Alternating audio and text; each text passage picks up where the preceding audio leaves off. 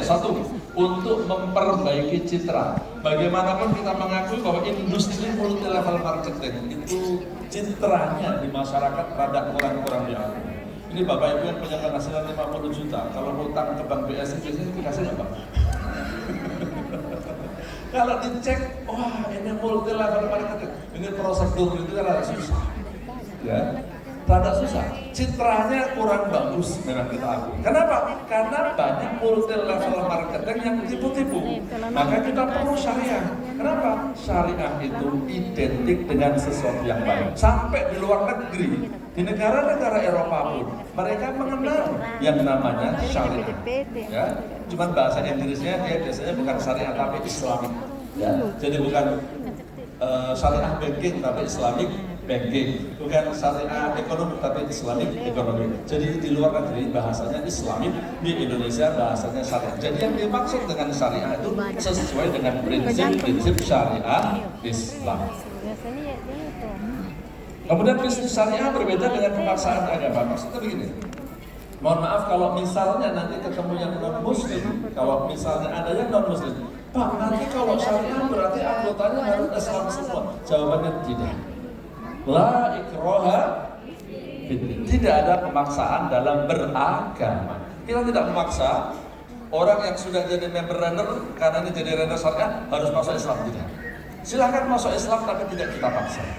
Orang non muslim boleh berbisnis dengan render. Jadi jangan salah tangkap, jangan dikira setelah menjadi render syariah perusahaan ini hanya untuk orang Islam, adalah salah besar. Nasabahnya biasa banyak yang non-muslim nggak Pak? Banyak kan? Banyak. Jadi banyak orang yang salah paham. Dikiranya kalau syariah itu adalah hanya untuk orang Islam saja. Tidak. Jadi syariat Islam itu kan ada yang berbicara tentang akidah, ada yang berbicara tentang ibadah, ada yang berbicara tentang muamalah.